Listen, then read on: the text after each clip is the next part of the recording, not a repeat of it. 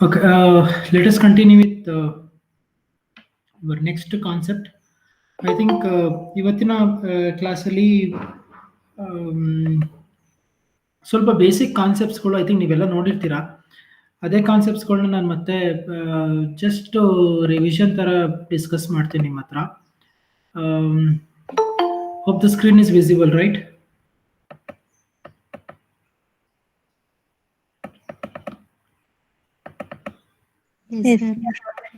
Okay. ಇದರಲ್ಲಿ I think ನೀವು mostly ನಿಮ್ಮ ಕಾಸ್ಟ್ ಅಕೌಂಟಿಂಗಲ್ಲಿ ಡಿಗ್ರಿಲಿ ಓದಬೇಕಾದಾಗ ಮೋಸ್ಟ್ಲಿ ಕಲ್ತಿದ್ದೀರಿ ಅಂತ ಅನ್ಸುತ್ತೆ. ಈ break even point, P V ratio, P V chart, break even analysis part, so ಇವುಗಳ ಬಗ್ಗೆ ಕೆಲವೊಂದು ಕಾನ್ಸೆಪ್ಟ್ಸ್ಗಳು ನೀವು ಕಲ್ತಿದ್ರಿ. ಐ ಥಿಂಕ್ ಮಾರ್ಜಿನಲ್ ಕಾಸ್ಟಿಂಗಲ್ಲಿ ಈ ಕೆಲವೊಂದು ಕಾನ್ಸೆಪ್ಟ್ಸ್ಗಳನ್ನು ಸಹ ನೀವೇನು ಮಾಡಬೇಕಾಗತ್ತೆ, ಕಲಿಬೇಕಾಗತ್ತೆ. ಸೊ ಅದರಿಂದ ನಿಮಗೆ ಇಲ್ಲಿ ಕೆಲವೊಂದು ಕಾನ್ಸೆಪ್ಟ್ಸ್ಗಳನ್ನ ನಾನು ಏನು ಮಾಡಿದ್ದೀನಿ ಇಲ್ಲಿ ತೋರಿಸಿದ್ದೀನಿ ನಿಮಗೆ. ಅದರಲ್ಲಿ ಫಸ್ಟ್ ಕಾನ್ಸೆಪ್ಟ್ ಬಂದು ಪಿ ವಿ ರೇಷಿಯೋ. ಅದನ್ನ ಇನ್ನೊಂದು ಹೆಸರಿಂದ ಕರೀತಾರೆ ಏನಂತ, ಕಾಂಟ್ರಿಬ್ಯೂಷನ್ ರೇಷಿಯೋ ಅಂತ.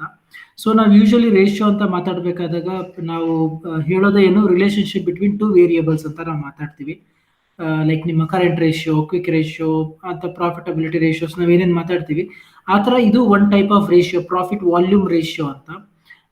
ಸೊ ಯಾವ್ಯಾವುದು ಟು ವೇರಿಯೇಬಲ್ಸ್ನ ಇಟ್ಕೊಂಡು ಮೆಷರ್ ಮಾಡುತ್ತೆ ರಿಲೇಶನ್ಶಿಪ್ನ ಅಂತ ನೋಡೋದಾದ್ರೆ, ಒಂದು ನಿಮ್ಮ ಕಾಂಟ್ರಿಬ್ಯೂಷನ್ ಮತ್ತೆ ಸೇಲ್ಸ್. ಈ ಕಾಂಟ್ರಿಬ್ಯೂಷನ್ ಅಂದ್ರೆ ಏನು ನಿಮ್ಮ ಸೇಲ್ಸ್ ಮೈನಸ್ ವೇರಿಯಬಲ್ ಕಾಸ್ಟ್ ಬರುತ್ತಲ್ಲ ಅದು, ಮತ್ತೆ ನಿಮ್ಮ ಆಕ್ಚುಯಲ್ ಟೋಟಲ್ ಸೇಲ್ಸ್ ಏನಿರುತ್ತೆ ಅದರ ಎರಡರ ರಿಲೇಶನ್ಶಿಪ್ನ ಏನು ಮಾಡುತ್ತೆ, ಮೆಷರ್ ಮಾಡುತ್ತೆ. ನಿಮ್ಮ ಪಿ ವಿ ರೇಷಿಯೋ ಅಂತ ಬಂದಾಗ, ಸೊ ಯೂಶಲಿ ಎಕ್ಸಾಮಲ್ಲಿ 2 ಮಾರ್ಕ್ಸ್ಗೆ ಕೇಳ್ತಾ ಇರ್ತಾರೆ, ಏನೋ ಕ್ಯಾಲ್ಕುಲೇಷನ್ಸು ಪ್ರಾಬ್ಲಮ್ನ ಕೊಟ್ಬಿಟ್ಟು ಪಿ ವಿ ರೇಷಿಯೋ ಕ್ಯಾಲ್ಕುಲೇಟ್ ಮಾಡಿ ಅಂತ. ಐ ಥಿಂಕ್ ಅದಕ್ಕೆ ನಿಮಗೆ ಸಿಂಬಾಲಿಕಲ್ ಆಗಿ ಒಂದು 2-3 ಫಾರ್ಮುಲಾಸ್ಗಳನ್ನ ಕೊಟ್ಟಿದ್ದಾರೆ. ಇಲ್ಲಿ ಒಂದು ಕಾಂಟ್ರಿಬ್ಯೂಷನ್ ಡಿವೈಡೆಡ್ ಬೈ ಸೇಲ್ಸ್ ಅಂತ ಕೊಟ್ಟಿದ್ದಾರೆ. ಹೋಪ್ ನಿಮ್ಗೆ ಕಾಣಿಸ್ತಾ ಇದೆ ಅಂತ ಅನ್ಕೊಂಡಿದ್ದೀನಿ. ಸೊ ಕಾಂಟ್ರಿಬ್ಯೂಷನ್ ಅಂದ್ರೆ ನಿಮ್ಗೆ ಗೊತ್ತಿದೆ, sales minus variable cost divide by sales into 100. So ಅದು ಒಂದು type of formula. So P V ratio ಅದನ್ನ ಶಾರ್ಟ್ ಫಾರ್ಮ್ ಅಲ್ಲಿ C/S ಇಂಟು 100 ಅಂತಾನೂ ಕರೀತಾರೆ. ಇದನ್ನ ಬೇರೆ ತರ ನೋಡೋದಾದ್ರೆ, so contribution equal sales into P V ratio, ಅಥವಾ sales is equal to contribution divide by P V ratio. Sir ಯಾಕೆ 2-3 ತರ ಫಾರ್ಮುಲಾಸ್ಗಳನ್ನ ಕೊಟ್ಟಿದ್ದಾರೆ? ಕೆಲವೊಂದು ಸಂದರ್ಭದಲ್ಲಿ ಏನಾಗುತ್ತೆ, ನಿಮಗೆ ಫಾರ್ಮುಲಾಸ್ಗಳು ಎಕ್ಸಾಮ್ ಅಲ್ಲಿ ಕೇಳಬೇಕಾದಾಗ ನಿಮಗೆ ಕಾಂಟ್ರಿಬ್ಯೂಷನ್ ನ ಕೊಟ್ಟು ಸೇಲ್ಸ್ ನ ಕೊಟ್ಟು ಪಿ ವಿ ರೇಷಿಯೋ ಕ್ಯಾಲ್ಕುಲೇಟ್ ಮಾಡಿ ಅಂತ ಹೇಳ್ಬೋದು, ಅಥವಾ ಸೇಲ್ಸ್ ನ ಕೊಟ್ಟು ಪಿ ವಿ ರೇಷಿಯೋ ಕೊಟ್ಟು ಕಾಂಟ್ರಿಬ್ಯೂಷನ್ ನ ಕ್ಯಾಲ್ಕುಲೇಟ್ ಮಾಡಿ ಅಂತ ಹೇಳ್ಬೋದು, ಅಥವಾ ಕಾಂಟ್ರಿಬ್ಯೂಷನ್ ಮತ್ತೆ ಪಿ ವಿ ರೇಷಿಯೋ ಕೊಟ್ಟು ಸೇಲ್ಸ್ ನ ಕ್ಯಾಲ್ಕುಲೇಟ್ ಮಾಡಿ ಅಂತ ಹೇಳ್ಬೋದು. ಈ ತರ ಯಾವ ವೆರೈಟಿ ಬೇಕಾದ್ರೂ ಏನ್ ಮಾಡ್ಬೋದು, ಅವರು ಕ್ವಶನ್ಸ್ ನ ಕೇಳ್ಬೋದು. ಸೊ ಅದರಿಂದ ಸೊ ನೀವು 3 ಫಾರ್ಮುಲಾನು ಏನ್ ಮಾಡ್ಬೇಕಾಗತ್ತೆ, ಜ್ಞಾಪಕ ಇಟ್ಕೊಳ್ಬೇಕಾಗತ್ತೆ. ಸೊ ಕಾಸ್ಟ್ ಅಕೌಂಟಿಂಗ್ ಪ್ರಕಾರ ನಾವು 2 ಡಿಫ್ರೆಂಟ್ ಪೀರಿಯಡ್ಸ್ ನಲ್ಲಿ ಬೇಸ್ ಆಗಿ ಇಟ್ಕೊಂಡು ನಾವು ಪಿ ವಿ ರೇಷಿಯೋ ಕ್ಯಾಲ್ಕುಲೇಟ್ ಮಾಡ್ತೀರಾ ಅಂತ ಅಂದ್ರೆ, ಸೊ ಅದಕ್ಕೆ ಫಾರ್ಮುಲಾ ಬಂದು changes in contribution divide by changes in sales ಅಂತ ನಾವೇನ್ ಮಾಡ್ತೀವಿ, ಕರಿತಾ ಹೋಗ್ತೀವಿ. ಸೊ ಸರ್ ಇದು ಹೆಂಗ್ ವರ್ಕ್ ಆಗುತ್ತೆ sir? I think I'll take up one particular problem and I'll explain how exactly ಈ ಪಿ ವಿ ರೇಷಿಯೋನ ಹೆಂಗೆ ಕ್ಯಾಲ್ಕುಲೇಟ್ ಮಾಡ್ತಾರೆ ಅಂತ. ಒಟ್ನಲ್ಲಿ ನಿಮ್ಮ ಪಿ ವಿ ರೇಷಿಯೋ ಕಾನ್ಸೆಪ್ಟ್ ಹೇಳೋದು ಏನು ಅಂತ ಅಂದ್ರೆ, ಎಷ್ಟು ನಾನು ಸೇಲ್ಸ್ ಮಾಡ್ತೀನಿ ಅದಕ್ಕೆ ನನಗೆ ಬರುವಂತಹ ಕಾಂಟ್ರಿಬ್ಯೂಷನ್ ಎಷ್ಟು ಬರಬಹುದು, ಅಥವಾ ನಾನು ಇಷ್ಟು ಸೇಲ್ಸ್ ಮಾಡ್ತಾ ಇದ್ರೆ ನನ್ನ ಒಂದು ರಿಕವರಿ ಆಫ್ ಕಾಂಟ್ರಿಬ್ಯೂಷನ್ ಎಷ್ಟಿರ್ಬೋದು.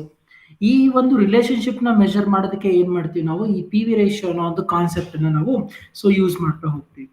ಅಲ್ಟಿಮೇಟ್ಲಿ ಇದರಲ್ಲಿ ಏನನ್ನ ನಾನು ಕನ್ಸಿಡರ್ ಮಾಡಲ್ಲ. ಸೊ ನಾನು ವೈಲ್ ಟೇಕಿಂಗ್ ಕಾಂಟ್ರಿಬ್ಯೂಷನ್ ಮತ್ತೆ ಸೇಲ್ಸ್, ಸೊ ನಾನು ಕಾಂಟ್ರಿಬ್ಯೂಷನ್ ತಗೊಳ್ಬೇಕಾದಾಗ ನಾನು ಫಿಕ್ಸ್ಡ್ ಕಾಸ್ಟ್ ಪೋರ್ಷನ್ ತಗೊಳ್ಳೋದಕ್ಕೆ ಹೋಗಲ್ಲ. ಫಿಕ್ಸ್ಡ್ ಕಾಸ್ಟ್ ತಗೊಳ್ದೇನೆ ಸೊ ಯಾವ ರೀತಿ ನಿಮ್ಮ ಒಂದು ಕಂಪನಿಯ ಒಂದು ಪ್ರಾಫಿಟಬಿಲಿಟಿ ರೇಷಿಯೋ ಇಂಪ್ರೂವ್ ಆಗುತ್ತೆ ಅಥವಾ ಇನ್ಕ್ರೀಸ್ ಆಗುತ್ತೆ ಅನ್ನೋದನ್ನ ಚೆಕ್ ಮಾಡೋದಕ್ಕೆ ಸೊ ಈ ಒಂದು ಪಿ ವಿ ರೇಷಿಯೋ ಅನ್ನೋ ಒಂದು ಕಾನ್ಸೆಪ್ಟ್ ನ ಏನ್ ಮಾಡ್ತೀವಿ ನಾವು ಸೊ ಯೂಸ್ ಮಾಡ್ತಾ ಹೋಗ್ತೀವಿ. ಒಂದು ಸಿಂಪಲ್ ಎಕ್ಸಾಂಪಲ್ ತಗೊಳ್ಳೋದಾದ್ರೆ, let me do it in Excel sheet now. Okay. Excel sheet open ಆಗೋದಕ್ಕಿಂತ ಮುಂಚೆ ಒಂಚೂರು ಇನ್ಫಾರ್ಮೇಶನ್ ಹೇಳ್ಬಿಡ್ತೀನಿ. ಸೊ ನಿಮ್ಮ ಪಿ ವಿ ರೇಷಿಯೋ ಜಾಸ್ತಿ ಆಗೋದು ಕಡಿಮೆ ಆಗೋದು ಯಾವ್ದ್ರ ಮೇಲೆ ಡಿಪೆಂಡ್ ಆಗಿರುತ್ತೆ? It's purely based on the increase in the sales or increase in the variable cost. ನಿಮ್ಮ ವೇರಿಯಬಲ್ ಕಾಸ್ಟ್ ಮತ್ತೆ ನಿಮ್ಮ ಸೇಲ್ಸ್ ಅಲ್ಲಿ ಯಾವ ರೀತಿ ಇನ್ಕ್ರೀಸ್ ಡಿಕ್ರೀಸ್ ಆಗುತ್ತೆ ಅದ್ರ ಬೇಸಿಸ್ ಮೇಲೆ ಏನಾಗುತ್ತೆ ನಿಮ್ಮ ಒಂದು ಪಿ ವಿ ರೇಷಿಯೋನಲ್ಲಿ ಬದಲಾವಣೆಗಳು ಆಗ್ತಾ ಹೋಗುತ್ತೆ ಅಂತ ಹೇಳ್ತಾರೆ. ಐ ಥಿಂಕ್ ನೀವು ಇಲ್ಲಿ ಸ್ಕ್ರೀನ್ ನೋಡಬಹುದು, ಇಲ್ಲಿ ಯಾವುದೋ ಒಂದು ಎಕ್ಸಾಂಪಲ್ ಕೊಟ್ಟಿದ್ದಾರೆ. P V ratio is 40%, then variable cost ratio is 60%, given variable cost ratio is 70%, then P V ratio is 30%. So ಈ ತರ ನಿಮ್ಮ ಒಂದು ರೇಷಿಯೋಸ್ ಅಲ್ಲಿ ಏನಾಗ್ತಾ ಹೋಗುತ್ತೆ, ಬದಲಾವಣೆಗಳು ಚೇಂಜಸ್ಗಳು ಆಗ್ತಾ ಹೋಗುತ್ತೆ. ಸರ್ ಯಾಕೆ ಈ P V ratio useful? P V ratio it is useful like contribution for determination of profitability of the product. ಒಂದು ಪ್ರಾಡಕ್ಟ್ ನ ಪ್ರಾಫಿಟಬಿಲಿಟಿನ ಮೆಜರ್ ಮಾಡಬೇಕು ಅಂತ ಅಂದ್ರೆ, ಮತ್ತೆ ಯಾವ ಒಂದು ಪ್ರಾಡಕ್ಟ್ ತುಂಬಾ ಪ್ರಾಫಿಟಬಿಲಿಟಿಲಿ ರನ್ ಆಗ್ತಾ ಇದೆ ಅನ್ನೋದನ್ನ ತಿಳ್ಕೊಳ್ಬೇಕು ಅಂತ ಅಂದ್ರೆ, so what you will do, you will gonna to use this P V ratio. Now it is useful in determination of the profitability of the products in the following two situations. One, when sales potential in value is limited, when there is a greater demand for the products. ಏನೋ ಒಂದು ನಿಮ್ಮ sales ಅಲ್ಲಿ ತುಂಬಾ ಕಡಿಮೆ ಇದ್ದು ನಿಮ್ಮ ಒಂದು demand ಹೊರಗಡೆ ಮಾರ್ಕೆಟ್ ಅಲ್ಲಿ ಆ ಪ್ರಾಡಕ್ಟ್ಗೆ ತುಂಬಾ ಚೆನ್ನಾಗಿದ್ದಾಗ, ಸೊ ನಮ್ಗೆ ಈ ಒಂದು ಪಿ ವಿ ರೇಷಿಯೋ ಮೆಜರ್ಮೆಂಟ್ ಅನ್ನೋದು ಹೆಲ್ಪ್ ಮಾಡುತ್ತೆ. ಯಾಕೆ? ಬಿಕಾಸ್ ಯಾವ ರೀತಿ ನಿಮ್ಮ ಪಿ ವಿ ರೇಷಿಯೋ ಅಥವಾ ನಿಮ್ಮ ಪ್ರಾಫಿಟ್ ವಾಲ್ಯೂಮ್ ರೇಷಿಯೋ ಮಾರ್ಕೆಟ್ ಅಲ್ಲಿ ತೋರಿಸ್ತಾ ಇದೆ, ಅದರಿಂದ ಯಾವ ರೀತಿ ನಿನ್ನ ಒಂದು ಕಂಪನಿಯ ಗ್ರೋತ್ಗೆ ಅಥವಾ ಪ್ರೋಗ್ರೆಸ್ಗೆ ಪರಿಣಾಮ ಬೀರುತ್ತೆ ಅನ್ನೋದನ್ನ ನೀವು ಏನ್ ಮಾಡ್ಬೋದು, ಸೊ ಈಸಿಯಾಗಿ ಅರ್ಥ ಮಾಡ್ಕೊಳ್ಬಹುದು. So that is what they have given the P V ratio concept. So ಒಟ್ಟಿನಲ್ಲಿ ಪಿ ವಿ ರೇಷಿಯೋ ಅಂತ ನಾವು ಮಾತಾಡಬೇಕಾದಾಗ, ಸೊ ಸರ್ ಈ ಪಿ ವಿ ರೇಷಿಯೋನ ಇಂಪ್ರೂವ್ ಮಾಡ್ಕೊಳ್ಳೋದು ಹೆಂಗೆ ಸರ್? ಪಿ ವಿ ರೇಷಿಯೋನ ಇನ್ಕ್ರೀಸ್ ಮಾಡ್ಕೊಳ್ಳೋದ್ರಿಂದ ಕೆಲವೊಂದು ಏನು ಕಾನ್ಸೆಪ್ಟ್ಸ್ಗಳಿಂದ ನೀವೇನು ಮಾಡ್ಬೋದು, ನಿಮ್ಮ ಪಿ ವಿ ರೇಷಿಯೋನ ಇನ್ಕ್ರೀಸ್ ಮಾಡ್ಕೊಳ್ಬೋದು. ಒಂದು ಇನ್ಕ್ರೀಸ್ ಇನ್ ದ ಕಾಂಟ್ರಿಬ್ಯೂಷನ್ ಜಾಸ್ತಿ ಮಾಡ್ಕೊಳ್ಳೋದಿರ್ಬೋದು, ಅಥವಾ ನಿಮ್ಮ ಮಾರ್ಜಿನಲ್ ಕಾಸ್ಟ್ ಅಂದ್ರೆ ಏನು? ವೇರಿಯಬಲ್ ಕಾಸ್ಟ್ ನ ರೆಡ್ಯೂಸ್ ಮಾಡ್ಕೊಳ್ಳೋದ್ರಿಂದ, ವೇರಿಯಬಲ್ ಕಾಸ್ಟ್ ನ ರೆಡ್ಯೂಸ್ ಮಾಡ್ಕೊಳ್ಳೋದ್ರಿಂದ ಇರ್ಬೋದು. ಸೊ ಈ ಎಲ್ಲಾ ಕಾರಣಗಳಿಂದ ನೀವೇನ್ ಮಾಡ್ಬೋದು, ನಿಮ್ಮ ಪಿ ವಿ ರೇಷಿಯೋನ ಏನ್ ಮಾಡ್ಬೋದು, ಇಂಪ್ರೂವ್ ಮಾಡ್ಕೊಳ್ತಾ ಹೋಗ್ಬೋದು ಅಂತ ಹೇಳ್ತಾರೆ. Okay, so let me take a simple problem ತಗೊಂಡು will gonna to work out how exactly the P V ratio will gonna to be calculated ಅಂತ. Let me share the screen now.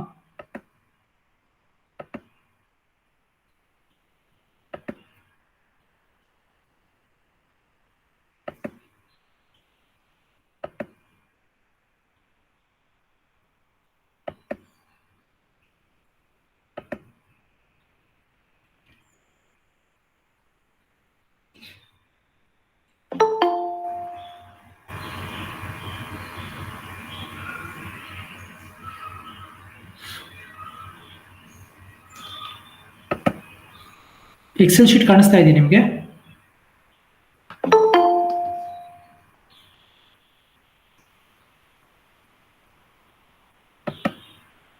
Excel sheet ಕಾಣಿಸ್ತಾ ಇದೆಯಾ? ಕಾಣಿಸ್ತಿದೆಯಾ ಇಲ್ವಾ? ಇಲ್ಲ sir, ಕಾಣಿಸ್ತಿಲ್ಲ.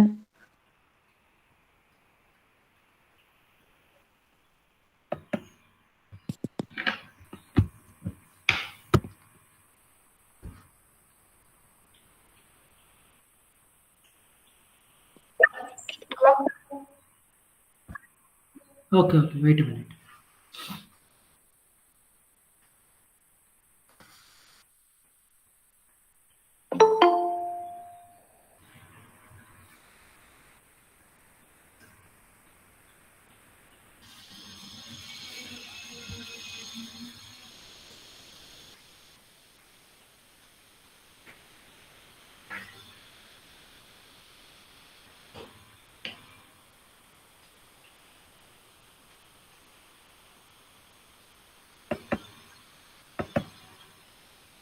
ಕಾಣಿಸ್ತಾ ಇದೆಯಾ? Yes sir. Okay, so let us take one simple problem and we'll discuss how exactly.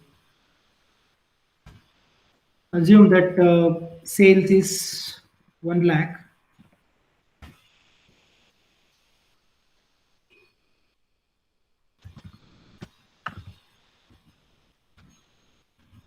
Contribution, say for example, 30,000. One simple problem. ಹೆಂಗೆ P V ratio calculate ಮಾಡ್ತೀರಾ ಅಂತ. ಸೊ ನಾನು ಆವಾಗಲೇ ಹೇಳಿದೆ ನಿಮಗೆ ಪಿ ವಿ ರೇಷಿಯೋ ಫಾರ್ಮುಲಾ ಬಂದು ಏನು? Contribution divided by sales into 100. So contribution divided by sales into 100. So just simple apply ಮಾಡ್ಬಿಡ್ತೀನಿ ಫಾರ್ಮುಲಾನ. So equals 30,000. Sorry. 30,000 divided by 1 lakh into 100.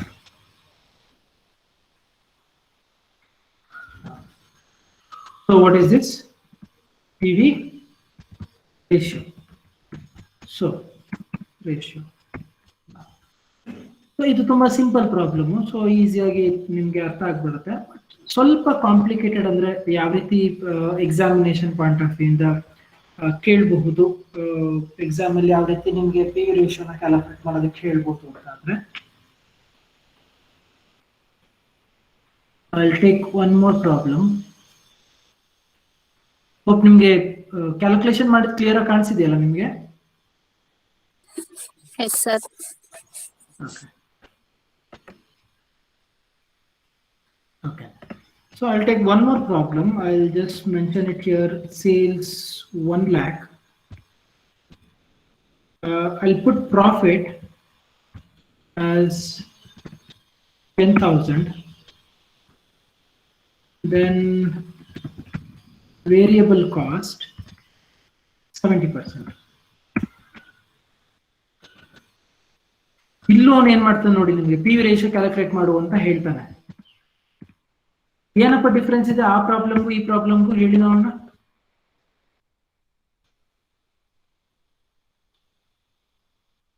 ಏನ್ ಡಿಫ್ರೆನ್ಸ್ ಇದೆ ಆ ಪ್ರಾಬ್ಲಮ್ಗೂ ಈ ಪ್ರಾಬ್ಲಮ್ಗೂ? ಸರ್ ಕಾಂಟ್ರಿಬ್ಯೂಷನ್ ನಾವೇ ಕಂಡಿಡಿದು ಆಮೇಲೆ ಮಾಡ್ಬೇಕು. ಕಾಂಟ್ರಿಬ್ಯೂಷನ್ ಅನ್ನು ನಾವೇ ಕಂಡುಹಿಡಿದು ಅದಾದ್ಮೇಲೆ ಏನ್ ಮಾಡ್ಬೇಕು? ಸೊಲ್ಯೂಷನ್ ಕೊಡ್ಬೇಕು. ನಾವು ಕ್ವಶನ್ ಹಿಯರ್ ಇಸ್ ಕಾಂಟ್ರಿಬ್ಯೂಷನ್ ಹೆಂಗ್ ಕ್ಯಾಲ್ಕುಲೇಟ್ ಮಾಡೋದು?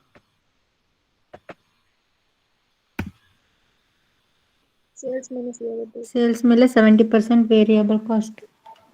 ಸೊ ಸೇಲ್ಸ್ ಮೇಲೆ ಏನ್ ಮಾಡ್ಬೇಕು? ನಾನು 70% ವೇರಿಯಬಲ್ ಕಾಸ್ಟ್ ತೆಗೆದು ಅದಾದ್ಮೇಲೆ ನಾನು ಸೇಲ್ಸ್ ಇಂದ ಏನೋ ಯಾವ್ದು ವೇರಿಯಬಲ್ ಕಾಸ್ಟ್ ನ ಲೆಸ್ ಮಾಡಿದ್ರೆ ಏನ್ ಸಿಗುತ್ತೆ ನನಗೆ?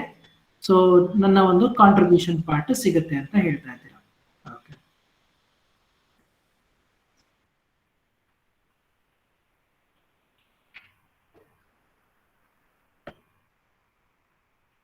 Contribution.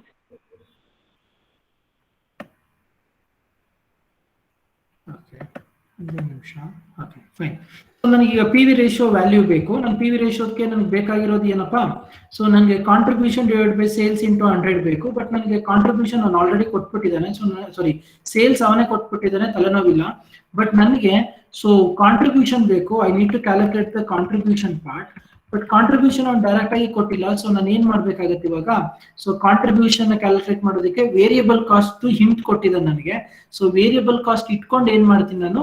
ಸೊ ಕ್ಯಾಲ್ಕುಲೇಟ್ ಮಾಡ್ಕೊಳ್ತೀನಿ ಕಾಂಟ್ರಿಬ್ಯೂಷನ್ ನಾವು. ಸೊ ಹಾಗಾದ್ರೆ ಹೇಗೆ ಮಾಡ್ತೀನಿ ನಾನು?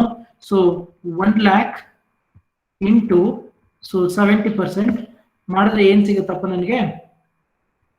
70,000 ಏನು ವೇರಿಯಬಲ್ ಕಾಸ್ಟ್ ಅಲ್ಲ ನಾವು.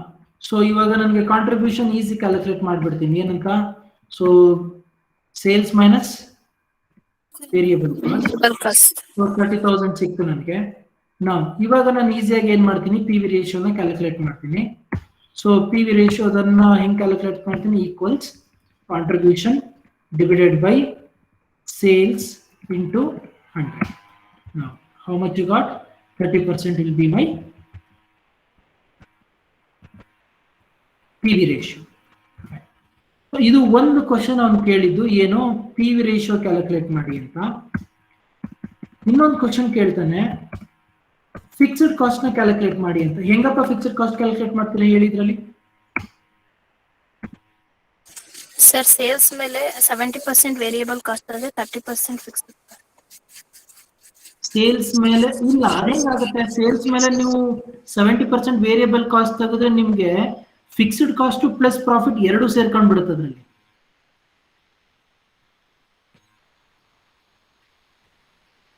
ಅರ್ಥ ಆಯ್ತಾ ನಾನು ಹೇಳಿದ್ದು?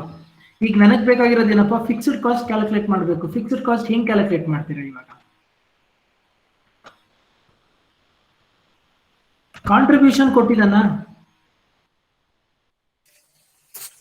S sir 30,000. ಒಂದ್ ನಿಮಿಷ. ಈಗ ಫಿಕ್ಸ್ಡ್ ಕಾಸ್ಟ್ ಹೆಂಗ್ ಕ್ಯಾಲ್ಕುಲೇಟ್ ಮಾಡ್ತೀರಾ? ಸಿಂಪಲ್ ಕಾಮನ್ ಸೆನ್ಸ್ ಯೂಸ್ ಮಾಡಿ. ನಾನು ನಿಮ್ಗೆ ಕಾಂಟ್ರಿಬ್ಯೂಷನ್ ಕ್ಯಾಲ್ಕುಲೇಟ್ ಮಾಡ್ಬೇಕಾದಾಗ ಹೇಳ್ಕೊಟ್ಟಿದ್ದೆ ಎರಡು ತರ ಫಾರ್ಮುಲಾ. ಒಂದು ಸೇಲ್ಸ್ ಮೈನಸ್ ವೇರಿಯಬಲ್ ಕಾಸ್ಟ್ ಮಾಡ್ಬೋದು, ಇನ್ನೊಂದು ಏನ್ ಮಾಡ್ಬೋದು ಹೇಳಿ?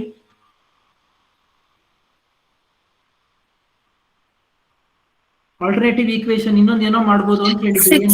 Fixed cost plus profit. Profit. So fixed cost plus profit ಮಾಡಿದ್ರು ಸಹ ನನಗೆ ಏನ್ ಸಿಗುತ್ತಪ್ಪ?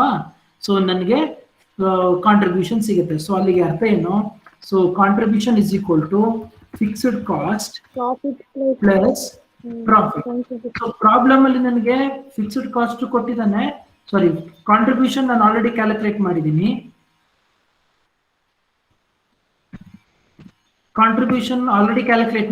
ಕಾಂಟ್ರಿಬ್ಯೂಷನ್ ಎಷ್ಟಿದೆಯಪ್ಪ? 30,000 ಇದೆ. ಫಿಕ್ಸ್ಡ್ ಕಾಸ್ಟ್ ನನಗೆ ಗೊತ್ತಿಲ್ಲ, ಪ್ಲಸ್ ಪ್ರಾಫಿಟ್ ಪ್ರಾಬ್ಲಮ್ ಅಲ್ಲಿ ಕೊಟ್ಟಿದ್ದಾನೆ. ಸೊ ಈಸಿ ಆಯ್ತು ನನ್ನ ಕ್ಯಾಲ್ಕುಲೇಷನ್ಗೆ. So F C is equal to, so 30,000 ನಿಮ್ಗೆ ರೈಟ್ ಸೈಡ್ ಹೋದ್ರೆ ಎಷ್ಟಾಗುತ್ತೆ? ಮೈನಸ್ ಸಿಂಬಲ್ ಆಗುತ್ತೆ. ಸೊ 30,000 ಅಲ್ಲಿ 10,000 ಕಳೆದ್ರೆ ಎಷ್ಟು ಬರುತ್ತಪ್ಪ? 20,000. 20,000 will be your fixed cost. Clear? Yes sir. ನಾ ಇನ್ನೊಂದು ಕ್ವಶನ್ ಹೇಳ್ತಾನೆ, ಏನಂತ ಅಂದ್ರೆ, let me give the statement like this: sales volume to earn a profit of rupees 40,000 ಅಂತ ಹೇಳ್ತಾನೆ ಅಂತ ಅನ್ಕೊಳ್ಳಿ. ಅಂದ್ರೆ ಅರ್ಥ ಏನು? ಈಗ ಪ್ರೆಸೆಂಟ್ ಎಷ್ಟಪ್ಪ ಪ್ರಾಫಿಟ್ ಇದೆ ಇಲ್ಲಿ? 10,000. ಏನ್ ಗೊತ್ತಾ, ಅಕಸ್ಮಾತ್ ನೀನ್ ಪ್ರಾಫಿಟ್ ನ ಅರ್ನ್ ಮಾಡ್ಬೇಕು ಅಂತ ಅಂದ್ರೆ, ಸೊ ನಿನ್ನ ಸೇಲ್ಸ್ ಎಷ್ಟಾಗ್ಬೇಕು ಅಂತ ಕೇಳ್ತಾ ಇದ್ದಾರೆ.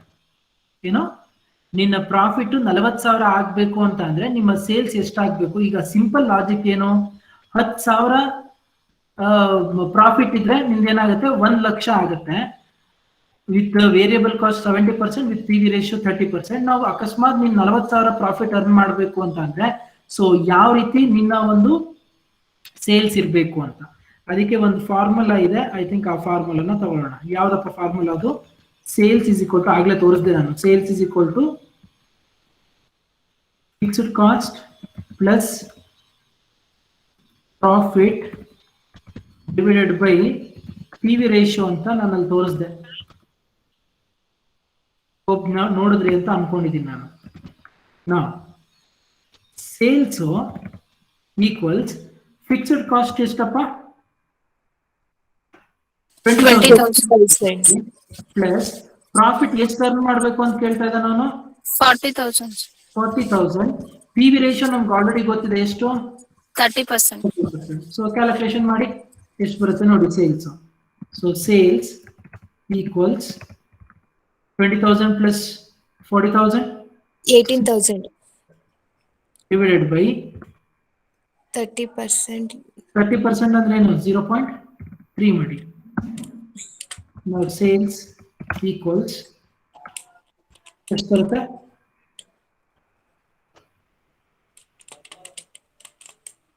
60,000 ಡಿವೈಡೆಡ್ ಬೈ 0.3 ಮಾಡಿ. 2 lakh. 2 lakh. ಸೊ ನನ್ನ ಸೇಲ್ಸ್ ಎಷ್ಟಾಗತ್ತೆ ಅಂತಂದ್ರೆ, ಸೊ 2 lakhs ಆಗತ್ತೆ. ಸೊ ಅಂದ್ರೆ ಅರ್ಥ ಏನು? ನೀನು ಪ್ರಾಫಿಟ್ 40,000 ಅರ್ನ್ ಮಾಡಬೇಕು ಅಂದ್ರೆ ನೀನ್ ಎಷ್ಟು ಸೇಲ್ಸ್ ಮಾಡಬೇಕು ಅಂತ ಅಂದ್ರೆ 2 ಲಕ್ಷ ಮಾಡಬೇಕು ಅಂತ ಕೇಳ್ತಾರೆ. ಸಿ ಇದು ನಾನು ಇವಾಗ ಏನು ಎಕ್ಸ್ಪ್ಲೈನ್ ಮಾಡಿದ್ದೀನಿ ಇದನ್ನ ದಯವಿಟ್ಟು ತಲೆಯಲ್ಲಿ ಚೆನ್ನಾಗಿ ಇಟ್ಕೊಳ್ಳಿ. ಯಾಕಂದ್ರೆ ಕಂಪಲ್ಸರಿ 2 ಮಾರ್ಕ್ಸ್ಗೆ ಈ ತರ ಕ್ವಶನ್ಸ್ನ 2 ಮಾರ್ಕ್ಸ್ಗೂ ಕೇಳೋ ಚಾನ್ಸಸ್ ಇದೆ, 6 ಮಾರ್ಕ್ಸ್ಗೂ ಕೇಳೋ ಚಾನ್ಸಸ್ ಇದೆ. ಅದರಿಂದ ಒಂದು ಸಿಂಪಲ್ ಆಗಿರೋ ಎಕ್ಸಾಂಪಲ್ ಕೊಟ್ಟು 3 ಕ್ಯಾಲ್ಕುಲೇಷನ್ ಹೇಳಿ ಕೊಟ್ಟಿದ್ದೀನಿ ನಾನು. ಸೊ ಒಂದು ನಿಮ್ಮ ಸೇಲ್ಸು ಪ್ರಾಫಿಟ್ ವೇರಿಯಬಲ್ ಕಾಸ್ಟ್ ಕೊಟ್ಟಿದ್ದಾಗ ಸೊ ನಿಮ್ಮ ಪಿ ವಿ ರೇಷಿಯೋನ ಹೆಂಗೆ ಕ್ಯಾಲ್ಕುಲೇಟ್ ಮಾಡಬೇಕು ಅಂತ ಹೇಳಿದ್ದೀನಿ. ಅದಾದ್ಮೇಲೆ ಫಿಕ್ಸ್ಡ್ ಕಾಸ್ಟ್ ಈ ಸಿಚುವೇಶನ್ ಅಲ್ಲಿ ಹೆಂಗೆ ಕ್ಯಾಲ್ಕುಲೇಟ್ ಮಾಡಬೇಕು ಅಂತ ಹೇಳಿದ್ದೀನಿ ನಾನು. ನೆಕ್ಸ್ಟ್ ಸೇಲ್ಸ್ ವಾಲ್ಯೂಮು ಅಕಸ್ಮಾತ್ ನಿನ್ನ ಪ್ರಾಫಿಟ್ ಏನಾದರೂ ಜಾಸ್ತಿ ಆಗಬೇಕು ಅಂತ ಅಂದ್ರೆ ಎಷ್ಟು ಅರ್ನ್ ಮಾಡಬೇಕು ಅಂತ ಹೇಳಿದ್ದೀನಿ. Hope is this point clear to all of you? Yes, sir. ನಿಮ್ಗೆ ಏನು ಅಂತ ಅಂದ್ರೆ ಒಂದು ಈ ಆಲ್ಟರ್ನೇಟಿವ್ ಫಾರ್ಮುಲಾಸ್ಗಳು ಏನಾದ್ರು ಇದ್ರೆ ಆ ಫಾರ್ಮುಲಾಸ್ಗಳನ್ನ ಏನ್ ಮಾಡ್ಬೇಕಾಗತ್ತೆ, ನೀವಾಗೆ ಓನ್ ಆಗಿ ಕ್ಯಾಲ್ಕುಲೇಟ್ ಮಾಡ್ಕೊಂಡು ಏನ್ ಮಾಡ್ಬೇಕಾಗತ್ತೆ, ಡಿಸೈಡ್ ಮಾಡ್ಬೇಕಾಗತ್ತೆ. ಓಕೆ, ನಾ ಇನ್ನೊಂದು ಪ್ರಾಬ್ಲಮ್ನ ನಾನು ಜಸ್ಟ್ ಟೈಪ್ ಮಾಡ್ತೀನಿ. ಸೊಲ್ಯೂಷನ್ನ ನೀವು ಇವತ್ತಿನ ಅಸೈನ್ಮೆಂಟ್ ಅಲ್ಲಿ ಏನ್ ಮಾಡಬೇಕು, ಸಬ್ಮಿಟ್ ಮಾಡಬೇಕು. So problem goes like this. Sales 2 lakh, variable simple ಇದೆ, ಕಷ್ಟ ಏನಿರಲ್ಲ ನಿಮಗೆ, ನೀವು ಈಸಿಯಾಗಿ ಮಾಡ್ತೀರಾ. ಸೊ 70% ಎಷ್ಟದು, let it be 1,40,000. So sales ಅಲ್ಲಿ ವೇರಿಯಬಲ್ ಕಾಸ್ಟ್ ಲೆಸ್ ಮಾಡಿದ್ರೆ ಏನಪ್ಪ, contribution this is equal to minus this 60,000 ಆಗುತ್ತೆ.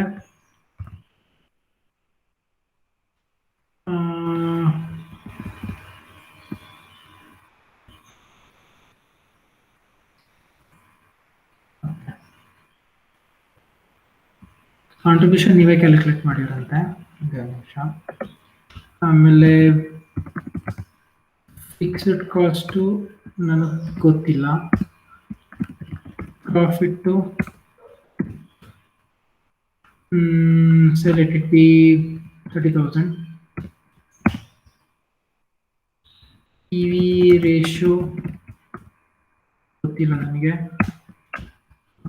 Sales volume to earn a profit of rupees 80,000. Same as it is. ನಾನು ಪ್ರೀವಿಯಸ್ ಪ್ರಾಬ್ಲಮ್ ಏನು ಕೊಟ್ಟಿದ್ದೆ ಅದೇ ರೀತಿನೇ ಕೊಟ್ಟಿದ್ದೀನಿ, ಬೇರೆ ಏನು ಚೇಂಜಸ್ ಮಾಡಿಲ್ಲ. Just go through this problem. ನಾನು ಪ್ರೀವಿಯಸ್ ಏನು ಹೇಳ್ಕೊಟ್ಟೆ ಅದನ್ನ ನೋಡ್ಕೊಳ್ಳಿ, ನೋಡಿಕೊಂಡು ಈ ಪ್ರಾಬ್ಲಮ್ನ ಸಾಲ್ವ್ ಮಾಡಿ. Clear? Yes, sir. Fixed cost ಮತ್ತಿನ್ನೊಂದು ಪಿ ವಿ ರೇಷಿಯೋ ಮತ್ತಿನ್ನೊಂದು 80,000 ಪ್ರಾಫಿಟ್ನ ಅರ್ನ್ ಮಾಡಬೇಕು ಅಂತ ಅಂದ್ರೆ ನೀನು ಸೇಲ್ಸ್ ಎಷ್ಟು ಇಟ್ಕೊಳ್ಬೇಕು ಅಂತ. ಓಕೆ, ಸೊ ಈ ತರ ಈ ಪ್ರಾಬ್ಲಮ್ನ ನೀವು ತಗೊಂಡು ನೀವು ಸೊಲ್ಯೂಷನ್ ಮಾಡಿ ಆನ್ಸರ್ ಮಾಡಿ, ಅಸೈನ್ಮೆಂಟ್ ಸಬ್ಮಿಟ್ ಮಾಡಿ. ಇದು ಒಂಥರ ಆದ್ರೆ ಇನ್ನೊಂದು ಪ್ರಾಬ್ಲಮ್ ಹೇಳ್ಬಿಡ್ತೀನಿ, ವಿಚ್ ಇಸ್ ಯೂಶಲಿ ಎಕ್ಸಾಮಿನೇಷನ್ಸ್ ಅಲ್ಲಿ ಕೇಳ್ತಾ ಇರ್ತಾರೆ. ಹೆಂಗೆ ಅಂತ ಅಂದ್ರೆ, say for example like year sales profit.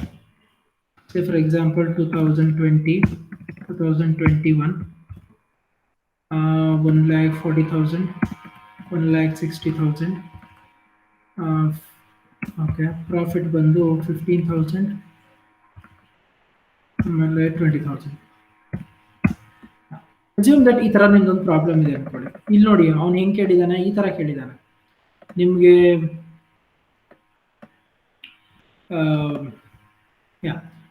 So ಕಾಣಿಸ್ತಾ ಇದೆಯಲ್ಲ, ಸೇಲ್ಸ್ ಪ್ರಾಫಿಟ್ ಕೊಟ್ಟಿಲ್ಲ.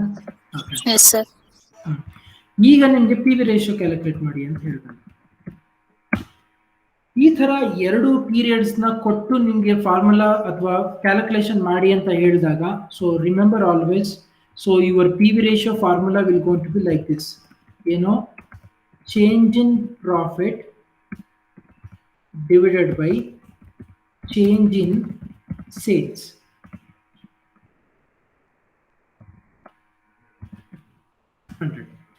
ಯಾವಾಗಲೂ ಚೆನ್ನಾಗಿ ಅರ್ಥ ಮಾಡ್ಕೊಳ್ಳಿ, ನಿಮ್ಮ ಪಿ ವಿ ರೇಷಿಯೋ ಫಾರ್ಮುಲಾ ಈ ರೀತಿ ಇರುತ್ತೆ. ಯಾವಾಗ when the given 2 different periods ಅಲ್ಲಿ ಕೊಟ್ಟಿದ್ದಾಗ ಸೊ ನಿಮ್ಮ ಪಿ ವಿ ರೇಷಿಯೋ ಈ ರೀತಿ ಬರುತ್ತೆ. ಈಗ ಹೇಳ್ರಪ್ಪ ನನಗೆ, ಸೊ ಇವಾಗ ಹೆಂಗೆ ಕ್ಯಾಲ್ಕುಲೇಟ್ ಮಾಡ್ತೀರಾ ಪಿ ವಿ ರೇಷಿಯೋನ ಅಂತ? ಚೇಂಜ್ ಇನ್ ದ ಪ್ರಾಫಿಟ್ ಅಂದ್ರೆ ಏನಪ್ಪ? ಚೇಂಜ್ ಇನ್ ದ ಪ್ರಾಫಿಟ್ ಅಂದ್ರೆ ಏನು? ಇದು ಎರಡರ ಡಿಫ್ರೆನ್ಸ್ ಅಂತ ಅರ್ಥ. 2020 2021 ನ ಡಿಫ್ರೆನ್ಸ್ ಎಷ್ಟಪ್ಪ ಇದೆ ಡಿಫ್ರೆನ್ಸು? 5,000. 20,000 ಮೈನಸ್ 15,000 5,000. ನಾವು ಚೇಂಜ್ ಇನ್ ದ ಸೇಲ್ಸ್ ಎಷ್ಟಪ್ಪ ಡಿಫ್ರೆನ್ಸ್ ಇದೆ?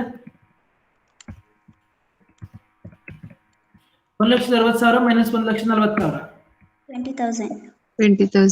ಒಂದ್ಸೆ ಕ್ಯಾಲ್ಕುಲೇಟ್ ಮಾಡ್ತೀರಾ ಇವಾಗ ಏನಂತ? So 5,000 divided by 20,000 into 100.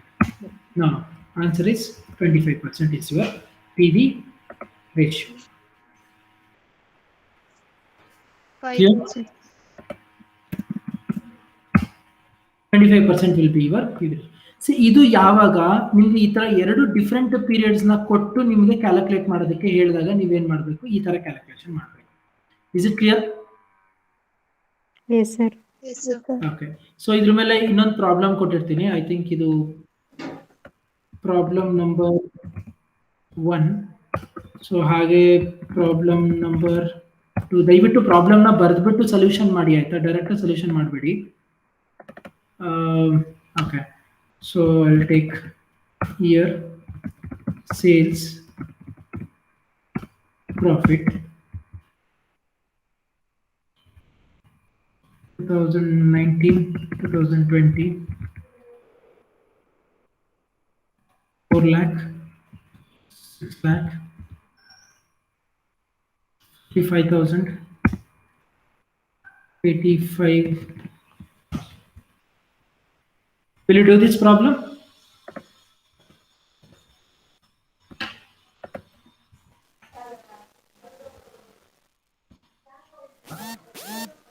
ಇದು ಎರಡು ಪ್ರಾಬ್ಲಮ್ ನ ಏನ್ ಮಾಡಿ ನೀವು ನನಗೆ ಅಸೈನ್ಮೆಂಟ್ ತರ ಸಬ್ಮಿಟ್ ಮಾಡಿ ಇವತ್ತಿನ ಕ್ಲಾಸಲ್ಲಿ.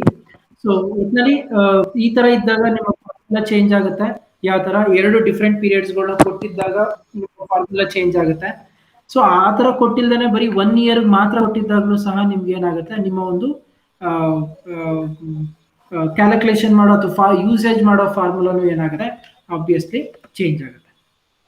ಹೋಪ್ ನಾನು ಇಷ್ಟೊಂದು ಮಾತಾಡಿದವರೆಗೂ ಕ್ಲಿಯರ್ ಆಗಿ ಅರ್ಥ ಆಗಿದೆ ಅಂತ ಅನ್ಕೊಂಡಿದ್ದೀನಿ. Yes or no? Yes, sir. Yes, sir. Okay, fine. So I have one more concept to discuss for today's class, that is break-even chart. Break-even chart ಅಂದ್ರೆ ಏನು? break-even point ಅಂತ ಅಂದ್ರೆ ಏನು? ಸೊ ಈ break-even ಅನಾಲಿಸಿಸ್ ಅಲ್ಲಿ ಏನ್ ಮಾಡ್ತಾರೆ? So ಈ ಒಂದು ಕೆಲವೊಂದು ವಿಚಾರಗಳ ಬಗ್ಗೆ ಡಿಸ್ಕಸ್ ಮಾಡೋಣ. ನಿಮ್ಗೆಲ್ಲರಿಗೂ ತುಂಬ ಚೆನ್ನಾಗಿ ಗೊತ್ತಿದೆ ಇದ್ರ ಬಗ್ಗೆ. ಐ ಥಿಂಕ್ ನಾನೇನು ಜಾಸ್ತಿ ಹೇಳೋಂಗಿಲ್ಲ. Okay, let me start the theoretical part ನಾವು.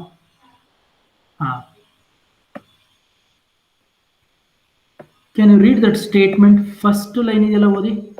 ಏನದು?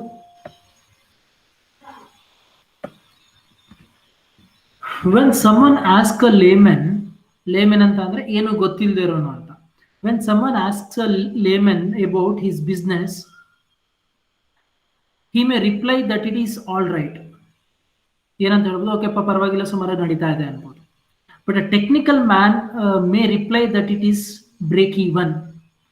ಒಬ್ಬ ಟೆಕ್ನಿಕಲ್ ಪರ್ಸನ್ಗೆ ಅಥವಾ ಒಬ್ಬ ಕಾಮರ್ಸ್ ಗ್ರಾಜ್ಯುಯೇಟ್ಗೆ ಕೇಳಿದಾಗ ಅವನು ಹೇಳೋ ರೀತಿ ಏನಾಗಿರುತ್ತೆ? ಡಿಫ್ರೆಂಟ್ ಆಗಿರುತ್ತೆ. ಸರ್ ಹಾಗಾದ್ರೆ ಬ್ರೇಕ್ ಈವನ್ ಅಂತ ಅಂದ್ರೆ ಏನು? Break even means the volume of production or sales where there is no profit or no loss. Break even point is the volume of production or sales when total sales are equal to total revenue. ನಿಮ್ಗೆಲ್ಲರಿಗೂ ಗೊತ್ತಿದೆ. So break even point ಅಂದ ತಕ್ಷಣ ನಮ್ಮ ತಲೆಯಲ್ಲಿ ಬರೋದು ಏನು? No profit no loss ಅಂತ ಕರಿತೀವಿ. ಏನದು sir no profit no loss? I think ಕೆಳಗಡೆ ನೀವು ಒಂದು ಬ್ರೇಕ್ ಇವನ್ ಚಾರ್ಟ್ ಅನ್ನ ಅಬ್ಸರ್ವ್ ಮಾಡ್ತಾ ಇರಬಹುದು. ನಿಮ್ಮ OY ಆಕ್ಸಿಸ್ ಬಂದು ಸ್ಕ್ರೀನ್ ಕಾಣಿಸ್ತಾ ಇದೆಯಲ್ಲ ನಿಮ್ಗೆ? ನಿಮ್ಮ OY ಆಕ್ಸಿಸ್ ಬಂದು ಕಾಸ್ಟ್ ಮತ್ತೆ ರೆವಿನ್ಯೂ, OX ಆಕ್ಸಿಸ್ ಬಂದು ನಂಬರ್ ಆಫ್ ಯೂನಿಟ್ಸ್ ಪ್ರೊಡ್ಯೂಸ್ಡ್. ಆಯ್ತಾ? ಇಲ್ಲಿ ಒಂದು ಸ್ಟಾಗ್ನೆಂಟ್ ಲೈನ್ ಇದೆಯಲ್ಲ, ಇದನ್ನ ಫಿಕ್ಸ್ಡ್ ಕಾಸ್ಟ್ ಲೈನ್ ಅಂತ ಕರಿತೀವಿ. ಅದಾದ್ಮೇಲೆ ಈ ಜಾಗದಿಂದ ಮುಂದುವರೆದು ಹೋಗಿದ್ದಿಲ್ಲ, ಇದನ್ನ ನಾವು ಟೋಟಲ್ ಕಾಸ್ಟ್ ಲೈನ್ ಅಂತ ಕರಿತೀವಿ, which includes both fixed cost as well as variable cost. ಅದಾದ್ಮೇಲೆ 0 ಇಂದ ಹೋಗಿದೆ ನೋಡಿ, ಓ ಇಂದ ಒರಿಜಿನ್ ಇಂದ ಆಕ್ಸಿಸ್ ಇಂದ ಹೋಗಿದೆ ನೋಡಿ, ಅದು ನಿಮ್ಮ ಟೋಟಲ್ ಸೇಲ್ಸ್ ಲೈನ್. ಯಾವಾಗ ನಿಮ್ಮ ಟೋಟಲ್ ಸೇಲ್ಸ್ ಲೈನು ಮತ್ತೆ ಟೋಟಲ್ ಕಾಸ್ಟ್ ಲೈನ್ ಇಂಟರ್ಸೆಕ್ಟ್ ಆಗುತ್ತೋ, ಎರಡು ಯಾವ ಜಾಗದಲ್ಲಿ ಜಾಯಿನ್ ಆಗುತ್ತೋ ಆ ಜಾಗನ ನಾವೇನಂತ ಕರಿತೀವಿ, ಬ್ರೇಕ್ ಈವನ್ ಪಾಯಿಂಟ್ ಅಂತ ಕರಿತೀವಿ. ಸರ್ ಯಾಕೆ ಬ್ರೇಕ್ ಈವನ್ ಪಾಯಿಂಟ್ ಅಂತ ಕರಿತೀವಿ? ಬಿಕಾಸ್ ಈ ಒಂದು ಪಾಯಿಂಟ್ಗೆ ರೀಚ್ ಆಗಿದ ತಕ್ಷಣ ಆ ಕಂಪನಿ ತನ್ನ ಎಲ್ಲಾ ಕಾಸ್ಟ್ ಅನ್ನ ರಿಕವರಿ ಮಾಡ್ಕೊಂಡ್ ಬಿಡ್ತು ಅಂತ ಅರ್ಥ. ಯಾವ ಜಾಗ? ಈ ಬ್ರೇಕ್ ಇವನ್ ಪಾಯಿಂಟ್ ಜಾಗನ ರೀಚ್ ಆದ್ರೆ. ಈ ಬ್ರೇಕ್ ಇವನ್ ಪಾಯಿಂಟ್ ಜಾಗದಿಂದ ಮುಂದಕ್ಕೆ ಏನೇ ಹೋದ್ರೂ ಸಹ ಅದೆಲ್ಲ ಒಂದು ಏನೋ ಪ್ರಾಫಿಟ್. ಅಲ್ಲಿಗೆ ಈ ಎ ಅನ್ನೋ ಪೋರ್ಷನ್ ಏನಿದೆಯಲ್ಲ, ಈ ಎ ಅನ್ನೋ ಪೋರ್ಷನ್ ನಾನು ಏನಂತ ಕರಿತೀನಿ, ಲಾಸ್ ಏರಿಯಾ ಅಂತ ಕರಿತೀನಿ. ಈ ಬಿ ಪೋರ್ಷನ್ ಏನಿದೆಯಲ್ಲ, ಈ ಬಿ ಪೋರ್ಷನ್ ಏನಂತ ಕರಿತೀನಿ ನಾನು, ಪ್ರಾಫಿಟ್ ಏರಿಯಾ ಅಂತ ಕರಿತೀನಿ. ಯಾವತ್ತೂ ಅಷ್ಟೇ ಒಂದು ಆರ್ಗನೈಸೇಷನ್ ಅಲ್ಲಿ ಈ ಪ್ರಾಫಿಟ್ ಏರಿಯಾದು ಈ ಕರ್ವ್ ಕೊಟ್ಟಿದ್ದಾನಲ್ಲ, ಈ ಕರ್ವ್ ದೊಡ್ಡದಾಗ್ತಾ ಇದೆ ಅಂದ್ರೆ ಅರ್ಥ ಪ್ರಾಫಿಟಬಿಲಿಟಿ ಕಂಪನಿಯ ಕಂಡೀಷನ್ ತುಂಬಾ ಚೆನ್ನಾಗಿದೆ ಅಂತ. ಅದನ್ನ ಮೆಜರ್ ಮಾಡೋದು ಯಾವ್ದ್ರಿಂದ ಅಂತ ಅಂದ್ರೆ, ನಾವು ಆಂಗಲ್ ಆಫ್ ಇನ್ಸಿಡೆನ್ಸ್ ಇಂದ ಏನ್ ಮಾಡ್ತೀವಿ, ಮೆಜರ್ ಮಾಡ್ತೀವಿ. ಏನು ಆಂಗಲ್ ಆಫ್ ಇನ್ಸಿಡೆನ್ಸ್ ಅಂತ ಅಂದ್ರೆ, ದ ಮೆಜರ್ಮೆಂಟ್ ಆಫ್ ಪ್ರಾಫಿಟಬಿಲಿಟಿ, ಕಂಪನಿಯ ಪ್ರಾಫಿಟಬಿಲಿಟಿನ ಮೆಜರ್ ಮಾಡೋದಿದೆಯಲ್ಲ, that is what we called as angle of incidence. ಯಾವಾಗ ನಿಮ್ಮ ಆಂಗಲ್ ಆಫ್ ಇನ್ಸಿಡೆನ್ಸ್ ದೊಡ್ಡದಾಗ್ತಾ ಹೋಗುತ್ತೋ, ಸೊ ಆಟೋಮೆಟಿಕ್ ಆಗಿ ನಿಮ್ಮ ಒಂದು ಕಂಪನಿ ಅಥವಾ ನಿಮ್ಮ ಒಂದು ಆರ್ಗನೈಸೇಷನ್ ನ ಪ್ರಾಫಿಟಬಿಲಿಟಿ ಏನಾಗ್ತಾ ಹೋಗುತ್ತೆ, ಜಾಸ್ತಿ ಆಗ್ತಾ ಹೋಗುತ್ತೆ. So that it helps in finding out the relationship between the cost and then the revenue. ನೀವು ಎಷ್ಟು ಕಾಸ್ಟ್ ಇನ್ಕರ್ ಮಾಡ್ಕೊಂಡಿದ್ರೆ ಅದ್ರ ತಕ್ಕನ ಎಷ್ಟು ಔಟ್ಪುಟ್ ನಿಮ್ಗೆ ಬರ್ತಾ ಇದೆ, ಆ ರಿಲೇಶನ್ಶಿಪ್ ನ ಮೆಜರ್ ಮಾಡೋದನ್ನ ನಾವು ಯಾವುದರಿಂದ ಮುಖಾಂತರ ನೋಡ್ತೀವಿ, ಈ ಬ್ರೇಕ್ ಇವನ್ ಚಾರ್ಟ್ ಮುಖಾಂತರ ನೋಡ್ತಾ ಹೋಗ್ತೀವಿ. In understanding the break-even point, cost, volume, profit are always used ante. ಏನು ಈ ಟೋಟಲ್ ಕಾಸ್ಟ್ ಇದೆಯಲ್ಲಪ್ಪ, ಇದು ಕಾಸ್ಟ್ ಲೈನ್, ಇದೇನು ಸೇಲ್ಸ್ ಲೈನ್. ಇದ್ರ ಎರಡ ಡಿಫ್ರೆನ್ಸ್ ಅಲ್ಲಿ ಏನೇನ್ ಸ್ಪೇಸಿಯಸ್ ಜಾಗ ಇದೆಯಲ್ಲ, ಅದನ್ನೆಲ್ಲ ನಾವೇನಂತ ಕರಿತೀವಿ, ಪ್ರಾಫಿಟಬಿಲಿಟಿ ಏರಿಯಾ ಅಥವಾ ಪ್ರಾಫಿಟ್ ಏರಿಯಾ ಅಂತ ಕರಿತಾ ಹೋಗ್ತೀವಿ. Clear? Yes, sir. Yes, sir. Yes, sir. Yes, sir.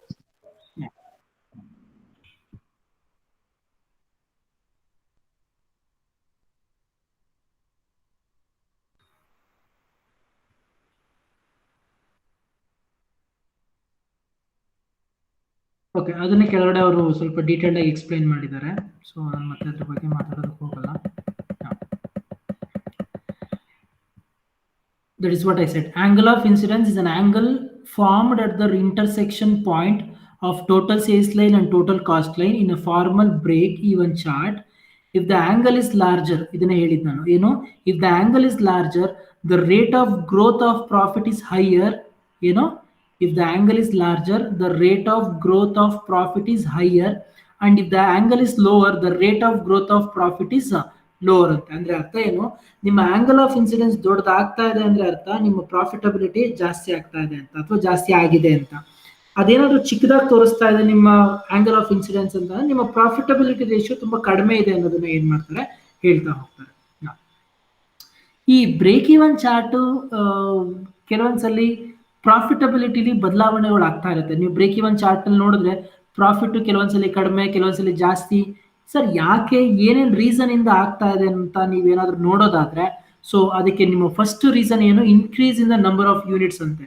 ನೀವು ನಂಬರ್ ಆಫ್ ಯೂನಿಟ್ಸ್ ನ ಜಾಸ್ತಿ ಮಾಡಿದ್ರೆ, ಐ ಥಿಂಕ್ ನೀವು ಇಲ್ಲಿ ಡಾಟ್ಸ್ ಲೈನ್ ನೋಡಬಹುದು. When the unit increases, automatically sales will increase. If the sales increases, automatically profit will go to increase. ಅಂದ್ರೆ ಅರ್ಥ ಏನು, ಪ್ರಾಫಿಟ್ ಇನ್ಕ್ರೀಸ್ ಆಗೋದಕ್ಕೆ ಒಂದು ಕಾರಣ, ನೀವು ನಿಮ್ಮನ್ನ ಮ್ಯಾನುಫ್ಯಾಕ್ಚರ್ ಮಾಡ್ತಾ ಇರೋಂಥ ಯೂನಿಟ್ಸ್ ಜಾಸ್ತಿ ಮಾಡೋದು ಒಂದು ಕಾರಣ ಆಗಿರುತ್ತೆ. ಎರಡನೇದು, increase in sales due to increase in selling price. ಕೆಲವೊಂದ್ಸಲಿ ನಿಮ್ಮ ಸೆಲ್ಲಿಂಗ್ ಪ್ರೈಸ್ ಅಲ್ಲಿ ಏನಾದ್ರೂ ಜಾಸ್ತಿ ಫಿಕ್ಸ್ ಮಾಡಿಬಿಟ್ರೆ, ಐ ಥಿಂಕ್ ನೀವೆಲ್ಲ ಡೈಲಿ ನೀವು ವೆಜಿಟೇಬಲ್ಸ್ ಎಲ್ಲ ಪರ್ಚೇಸ್ ಮಾಡ್ತೀರಾ, ಐ ಥಿಂಕ್ ನೀವು ನೋಡ್ತಿರ್ತೀರಾ. ಸೊ ಇವತ್ತು ಇದ್ದಿದ್ದು ಏನೋ ಟೊಮೆಟೊ 20 rupees per kg ಇದ್ದಿದ್ದು ನಾಳೆ ಬಂದು ಏನ್ ಮಾಡ್ತಾರೆ 30 rupees per kg ಅಂತ. ಸೆಲ್ಲಿಂಗ್ ಪ್ರೈಸ್ ಇನ್ಕ್ರೀಸ್ ಆಯ್ತು ಅಂತಂದ್ರೆ ಆಟೋಮೆಟಿಕ್ ಆಗಿ ಏನಾಗುತ್ತೆ, ನಿಮ್ಮ ಪ್ರಾಫಿಟಬಿಲಿಟಿ ವ್ಯತ್ಯಾಸ ಆಗುತ್ತೆ. ಅದನ್ನೇ ಈ ಒಂದು ಬ್ರೇಕ್ ಇವನ್ ಚಾರ್ಟ್ ಅಲ್ಲಿ ಅವ್ನು ಎಕ್ಸ್ಪ್ಲೇನ್ ಮಾಡ್ತಿರೋದು. ಇದು ಎರಡನೇ ರೀಸನ್ ಯಾಕೆ ನಿಮ್ಮ ಪ್ರಾಫಿಟ್ ಅಲ್ಲಿ ಬದಲಾವಣೆ ಆಗುತ್ತೆ. Decrease in variable cost. ಏನಪ್ಪ ಡಿಕ್ರೀಸ್ ಇನ್ ವೇರಿಯಬಲ್ ಕಾಸ್ಟ್ ಅಂದ್ರೆ, ನೀನು ಪ್ರಾಡಕ್ಟ್ ಅನ್ನ ಮ್ಯಾನುಫ್ಯಾಕ್ಚರ್ ಮಾಡೋದಕ್ಕೆ ನೀನು ಲಾಸ್ಟ್ ಇಯರ್ಗಿಂತ ಅಥವಾ ಲಾಸ್ಟ್ ಮಂತ್ಗಿಂತ ಕಡಿಮೆ ಕಾಸ್ಟ್ ನೀನು ಇನ್ಕರ್ ಮಾಡ್ಕೊಂಡ್ರೆ, ಸೊ ಅವಾಗ ಏನಾಗುತ್ತೆ, ಆಟೋಮೆಟಿಕ್ ಆಗಿ 20 ರೂಪಾಯಿ ನಿನಗೆ ಖರ್ಚಾಗ್ತಾ ಇತ್ತು, 30 ರೂಪಾಯಿಗೆ ಸೇಲ್ ಮಾಡ್ತಾ ಇದ್ದೆ. ಇವಾಗ 20 ರೂಪಾಯಿ ಬದಲು 15 ರೂಪಾಯಿಗೆ ನೀನು ಮ್ಯಾನುಫ್ಯಾಕ್ಚರ್ ಮಾಡ್ತಿದ್ಯಾ ಅಂತ ಅಂದ್ರೆ, ಸೊ 30 ರೂಪಾಯಿ ಆಗ ಸೇಲ್ ಮಾಡ್ತಿದ್ದು, 20 ರೂಪಾಯಿ ಕಾಸ್ಟ್ ಇದ್ದಿತ್ತು, 10 ರೂಪಾಯಿ ಪ್ರಾಫಿಟ್ ಬಂತು. ಈಗ 30 ರೂಪಾಯಿ ಸೇಲ್ ಮಾಡ್ತಾ ಇದೀಯಾ, 15 ರೂಪಾಯಿಗೆ ನೀನು ಮ್ಯಾನುಫ್ಯಾಕ್ಚರ್ ಮಾಡ್ತಾ ಇದೀಯಾ ಅಂದ್ರೆ ಇವಾಗ ಪ್ರಾಫಿಟ್ ಎಷ್ಟಾಯ್ತು ನಿಂದು? ಆಬ್ವಿಯಸ್ಲಿ 15 ರೂಪಾಯಿ ಆಯಿತು. ಪ್ರೀವಿಯಸ್ ಟೈಮಲ್ಲಿ ನೀನು ಎಷ್ಟಪ್ಪ ಪ್ರಾಫಿಟ್ ಅರ್ನ್ ಮಾಡಿದ್ದು? 10 ರುಪೀಸು. ಇವಾಗ ನೀನು ಎಷ್ಟು ಅರ್ನ್ ಮಾಡ್ತಾ ಇದೀಯಾ? 15 ರುಪೀಸು. ಯಾಕೆ? Because of decrease in the variable cost. So that is what the another reason why the profitability changes. Then changes in the fixed cost ಅಂತೆ.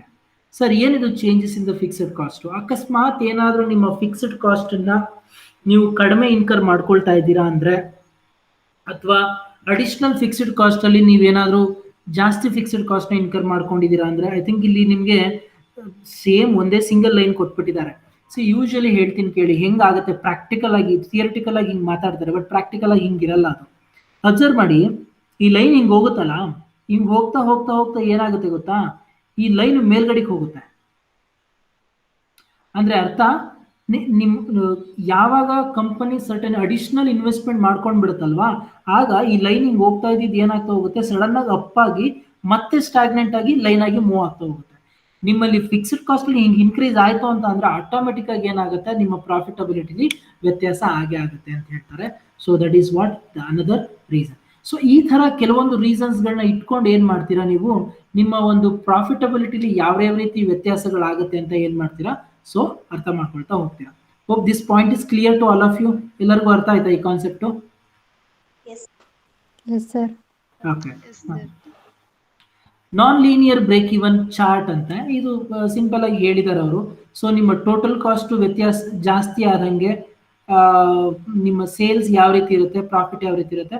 ಸಿ ಏನಾಗುತ್ತೆ ಗೊತ್ತಾ, ಒಂದು ಕಂಪನಿ ಇನಿಷಿಯಲ್ ಸ್ಟೇಜಲ್ಲಿ ಸ್ಟಾರ್ಟ್ ಮಾಡ್ತಾ ಇದ್ದಾರೆ ಅಂತ ಅಂದಾಗ ಕಂಪನಿ ಬಂದು ಜಾಸ್ತಿ ಇನ್ವೆಸ್ಟ್ಮೆಂಟ್ ಮಾಡುತ್ತೆ, ಅದು ನಮಗೆಲ್ಲ ಗೊತ್ತಿದೆ. ಫಿಕ್ಸ್ಡ್ ಕಾಸ್ಟ್ ಜಾಸ್ತಿ ಇನ್ಕರ್ ಮಾಡ್ಕೊಳ್ಳುತ್ತೆ, ಪ್ರೊಡ್ಯೂಸ್ ಮಾಡೋದಕ್ಕೆ ಜಾಸ್ತಿ ಇನ್ಕರ್ ಮಾಡ್ಕೊಳ್ಳುತ್ತೆ. ಆ ಟೈಮಲ್ಲಿ ನಿಮ್ಮ ಸೆಲ್ಲಿಂಗ್ ಪ್ರೈಸ್ ಫಿಕ್ಸ್ ಮಾಡೋದ್ರಲ್ಲಿ ನೀವು ಪ್ರಾಫಿಟ್ನ ಆ್ಯಡ್ ಮಾಡ್ಕೊಳ್ಬೋದು, ಬಟ್ ಆದರೆ ಓವರ್ ಆಲ್ ಆಗಿ ನೋಡಿದ್ರೆ ನೀವು ಪ್ರಾಫಿಟಬಿಲಿಟಿ ಅರ್ನ್ ಮಾಡ್ತಾ ಇರಲ್ಲ. ಯಾಕೆ? ಬಿಕಾಸ್ ಇನಿಷಿಯಲ್ ಡೇಸ್ಗಳಲ್ಲಿ ನೀವೇನು ಮಾಡಿರ್ತೀರಾ, ನಿಮ್ಮ ಪ್ರಾಫಿಟ್ ಫಿಕ್ಸ್ಡ್ ಕಾಸ್ಟ್ ಜಾಸ್ತಿ ಇನ್ವೆಸ್ಟ್ ಮಾಡಿರ್ತೀರಾ, ಮತ್ತೆ ವೇರಿಯಬಲ್ ಕಾಸ್ಟ್ ಜಾಸ್ತಿ ಇನ್ವೆಸ್ಟ್ ಮಾಡ್ತೀರಾ. ಸೊ ಅದರಿಂದ ಏನಾಗುತ್ತೆ ಅಂತ ಅಂದ್ರೆ ನಿಮಗೆ ಇನಿಷಿಯಲ್ ಡೇಸ್ಗಳಲ್ಲಿ ಏನಾಗುತ್ತೆ, ನಿಮಗೆ ಲಾಸ್ ಅಲ್ಲೇ ಇರ್ತೀರಾ. ಯಾಕೆ ನೋಡಿ, ಸೇಲ್ಸ್ ಲೈನ್ ಕೆಳಗಡೆ ಇದೆ, ಕಾಸ್ಟ್ ಲೈನ್ ಮೇಲಿದೆ. ಸೊ ಈ ತರ ಇದ್ದಾಗ ನೀವೇನ್ ಫೇಸ್ ಮಾಡ್ತೀರಾ, ಲಾಸ್ ಫೇಸ್ ಮಾಡ್ತೀರಾ. ಯಾವಾಗ ಈ ಜಾಗ ರೀಚ್ ಆಗ್ತಿರಲ್ಲ, ಈ ಜಾಗನ ನಾವೇನಂತ ಕರಿತೀವಿ, ಬ್ರೇಕ್ ಇವನ್ ಪಾಯಿಂಟ್ ಅಂತ ಕರಿತೀವಿ. ಈ ಬ್ರೇಕ್ ಇವನ್ ಪಾಯಿಂಟ್ ಅಲ್ಲಿ ಏನಾಗುತ್ತೆ, no profit no loss. So ಅವಾಗ ಏನಂತ ಅಂದ್ರೆ ಅರ್ಥ, ಸೊ ನಿಮ್ಮ ಒಂದು ಎಷ್ಟು ಕಾಸ್ಟ್ ಇನ್ಕರ್ ಮಾಡ್ಕೊಂಡಿದ್ರೆ ಅದನ್ನೆಲ್ಲ ರಿಕವರಿ ಮಾಡ್ಕೊಂಡಿದ್ದೀರಾ ಅಂತ ಅರ್ಥ. ಇದಾದ್ಮೇಲೆ ನೀವು ಅರ್ನ್ ಮಾಡೋದೆಲ್ಲ ಏನಾಗುತ್ತೆ, ನಿಮ್ಮ ಪ್ರಾಫಿಟ್ ಆಗುತ್ತೆ. ಸೊ ಅದಕ್ಕೆ ಏನ್ ಮಾಡಿದ್ದು ನಾನು, ಪ್ರಾಫಿಟಬಿಲಿಟಿ ಪೋರ್ಷನ್ ಕೊಟ್ಟಿದ್ದಾನೆ. ಸರ್ ಇದು ಯಾವ ಸ್ಟೇಜ್ ಅಲ್ಲಿ ಇರ್ತೀರಾ? ಐ ಥಿಂಕ್ ನೀವು ಪ್ರಾಡಕ್ಟ್ ಲೈಫ್ ಸೈಕಲ್ ನೋಡಿದಾಗ ಗ್ರೋತ್ ಮೆಚುರಿಟಿ ಅಂತೆಲ್ಲ ನೋಡ್ತಿರಲ್ಲ, ಆ ಟೈಮಲ್ಲಿ ನೀವು ಏನ್ ಮಾಡ್ತೀರಾ, ಈ ರೀಜನ್ ಅಲ್ಲಿ ಇರ್ತೀರಾ, ಏನೋ ಪ್ರಾಫಿಟ್ ರೀಜನ್ ಅಲ್ಲಿ. ಯಾವಾಗ ನಿನ್ನ ಪ್ರಾಡಕ್ಟ್ಗೆ ಡಿಮ್ಯಾಂಡು ಕಡಿಮೆ ಆಗುತ್ತೆ ಮಾರ್ಕೆಟ್ ಅಲ್ಲಿ ಅಂತ ಗೊತ್ತಾಗ್ಬಿಡುತ್ತೋ, ಆಟೋಮೆಟಿಕ್ ಆಗಿ ಏನಾಗುತ್ತೆ, ಮತ್ತೆ ನಿನ್ನ ಸೆಲ್ಲಿಂಗ್ ಪ್ರೈಸು ಏನಾಗುತ್ತೆ, ಕಡಿಮೆ ರೇಟಲ್ಲಿ ಫಿಕ್ಸ್ ಮಾಡ್ತೀಯಾ. ಕಡಿಮೆ ಫಿಕ್ಸ್ ಮಾಡಿದಾಗ ಏನಾಗುತ್ತೆ, ಆಟೋಮೆಟಿಕ್ ಆಗಿ ನೀನು ಏನು ಮಾಡ್ತೀಯಾ, ಲಾಸ್ ಅನ್ನ ಫೇಸ್ ಮಾಡ್ತೀಯಾ. So this is what the loss area when the company gets into a saturation or decline stage. Saturation ಅಥವಾ ಡಿಕ್ಲೈನ್ ಸ್ಟೇಜ್ಗೆ ಹೋದಾಗ ಏನಾಗುತ್ತೆ, ಈ ಒಂದು ಪ್ರಾಬ್ಲಮ್ನ ಫೇಸ್ ಮಾಡಬೇಕಾಗುತ್ತೆ. ಇಷ್ಟು ಏನೋ ನೀವು ಬ್ರೇಕ್ ಇವನ್ ಪಾಯಿಂಟ್ ಬಗ್ಗೆ ನೀವು ಅರ್ಥ ಮಾಡ್ಕೊಳ್ಬೇಕಾಗಿರುವಂತಹ ವಿಚಾರಗಳು. ಸೊ ನಿಮ್ಮ ಥರ್ಡ್ ಅಸೈನ್ಮೆಂಟು ಏನು ಅಂತ ಅಂದರೆ,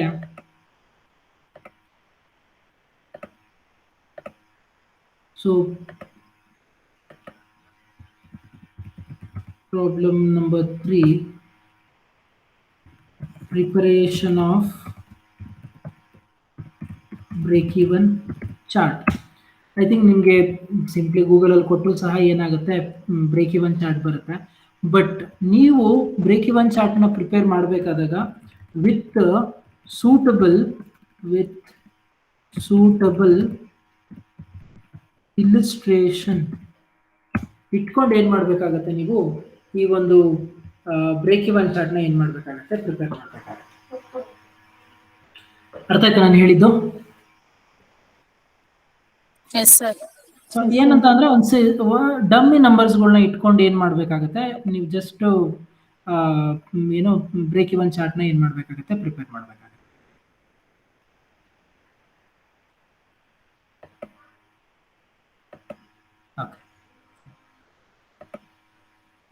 ಸೊ ಇದಾದ್ಮೇಲೆ ನಿಮಗೆ ಲಾಸ್ಟ್ ಕಾನ್ಸೆಪ್ಟ್ ಇದೆ, ಜಸ್ಟ್ 2 minutes ಅಲ್ಲಿ complete this portion also.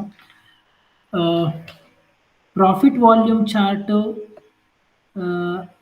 I think sir ಅದು ಬ್ರೇಕ್ ಇವನ್ ಚಾರ್ಟ್ಗೂ ಪ್ರಾಫಿಟ್ ವಾಲ್ಯೂಮ್ ಚಾರ್ಟ್ಗೂ ಏನು ಸರ್ ಸಂಬಂಧ? ಏನು ಸಂಬಂಧ ಅಂತ ಏನಿಲ್ಲ, ನೀವು ಅಲ್ಲಿ total cost line total sales line ಏನು ತೋರಿಸ್ತಿರಲ್ಲ ಅದನ್ನು ತೆಗೆದು ಹಾಕ್ಬಿಡ್ತೀರಾ ಅಷ್ಟೇ. ಸೊ ಇದು ಬ್ರೇಕ್ ಇವನ್ ಪಾಯಿಂಟ್. ಈ ಬ್ರೇಕ್ ಇವನ್ ಪಾಯಿಂಟ್ ಅಂದರೆ ಅರ್ಥ ಏನು? ಈ ಜಾಗ ನಿಮ್ಮದು ಪ್ರಾಫಿಟ್ ಇಲ್ಲ, ಲಾಸ್ ಇಲ್ಲ. ಆಮೇಲೆ ಇದು ಮೆಜರ್ ಮಾಡ್ತಿರೋದು ಆಂಗಲ್ ಆಫ್ ಇನ್ಸಿಡೆನ್ಸು. ಈ ಲೈನ್ ಬಂದು ಪ್ರಾಫಿಟ್ ಲೈನ್ ಅಂತ ಕರಿತೀವಿ. ನಿಮ್ಮ ಯಾವ ಜಾಗದಿಂದ ನಿಮ್ಮ ಫಿಕ್ಸ್ಡ್ ಕಾಸ್ಟ್ ಲೈನ್ ಹೋಗುತ್ತಲ್ವಾ, BEP ಲೈನ್ ಪಾಸ್ ಆಗುತ್ತಲ್ಲ, ಅಲ್ಲಿಂದ ನೀವು ಎಷ್ಟೇ ದೂರ ಹೋದರೂ ಅದನ್ನ ನಾವು ಏನಂತ ಕರಿತೀವಿ? ಮಾರ್ಜಿನ್ ಆಫ್ ಸೇಫ್ಟಿ ಅಂತ ಕರಿತೀವಿ. ನಿಮ್ಮ ಮಾರ್ಜಿನ್ ಆಫ್ ಸೇಫ್ಟಿ ಹಿಂಗೆ ಬರುತ್ತೆ, ಹಿಂಗೆ. ಸಾರಿ,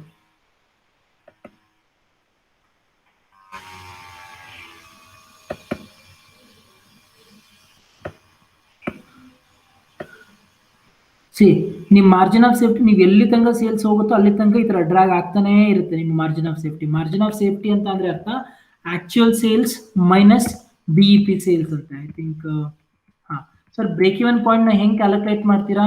ಸೊ ನಿಮಗೆ ಐ ಥಿಂಕ್ ಫಾರ್ಮುಲಾಸ್ಗಳು ಇಲ್ಲಿ ಕೊಟ್ಟಿದ್ದಾರೆ, ಐ ಥಿಂಕ್ ನೀವು ನೋಡ್ಬೋದು. Fixed cost divide by PV ratio, fixed cost divide by contribution per unit. ಇಲ್ಲಿ ಕೊಟ್ಟಿದ್ದಾರೆ ನೋಡಿ, fixed cost divide by contribution unit. So ಇದು ಏನೋ ನಿಮ್ಮ ಒಂದು ಬ್ರೇಕ್ ಇವನ್ ಪಾಯಿಂಟ್ ನ ಕ್ಯಾಲ್ಕುಲೇಟ್ ಮಾಡುವಂತ ಫಾರ್ಮುಲಾ ಯಾವುದು? Fixed cost divide by contribution per unit ಅಂತ. ಇನ್ಫಾರ್ಮೇಶನ್ ಸಾಕು. ಇದಾದ್ಮೇಲೆ ಮಾರ್ಜಿನ್ ಆಫ್ ಸೇಫ್ಟಿ ಆಗ್ಲೇ ಹೇಳಿದೆ ನಾನು, ಏನು? Total sales minus break even sales ಅಂತ. ಬ್ರೇಕ್ ಇವನ್ ಸೇಲ್ಸ್ ಅಂದ್ರೆ ಅರ್ಥ ನೀವು ಯಾವ ಪಾಯಿಂಟ್ ಅಲ್ಲಿ ನಿಮ್ಮ ಒಂದು ಕಂಪನಿಯ ಪ್ರಾಫಿಟ್ 0 ಇತ್ತಲ್ವಾ, ಆ ಜಾಗದಿಂದ ಇವತ್ತಿನ ದಿನ ತನಕ ನೀವು ಏನೇನೋ ಅರ್ನ್ ಮಾಡಿದಿರಲ್ಲ ಅದನ್ನ ನಾವೇನಂತ ಕರಿತೀವಿ? ಮಾರ್ಜಿನ್ ಆಫ್ ಸೇಫ್ಟಿ ಅಂತ ಕರಿತೀವಿ. ಮಾರ್ಜಿನ್ ಆಫ್ ಸೇಫ್ಟಿ ಯಾವತ್ತು ದೊಡ್ಡದಾದಷ್ಟು ಏನಂತ ಅರ್ಥ, ನಿಮ್ಮ ಕಂಪನಿ ಒಂದು ಪ್ರೋಗ್ರೆಸಿವ್ ಸಿಚುವೇಶನ್ ಅಲ್ಲಿ ಇದೆ ಅನ್ನೋದು ಮೀನಿಂಗ್ ಬರುತ್ತೆ. ಮಾರ್ಜಿನ್ ಆಫ್ ಸೇಫ್ಟಿನ ನೀನು total sales minus break even sales ತರ ಕ್ಯಾಲ್ಕುಲೇಟ್ ಮಾಡ್ಬೋದು, ಅಥವಾ ಪ್ರಾಫಿಟ್ ಡಿವೈಡ್ ಬೈ PV ರೇಷಿಯೋನು ಸಹ ಏನ್ ಮಾಡ್ಬೋದು? ನೀನು ಕ್ಯಾಲ್ಕುಲೇಟ್ ಮಾಡ್ಬೋದು.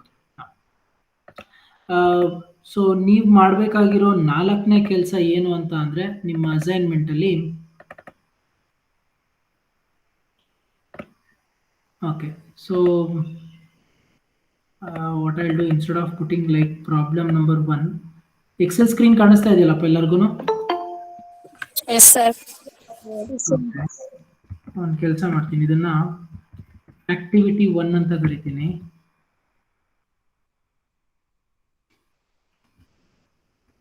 Activity 2, activity 3, activity 4.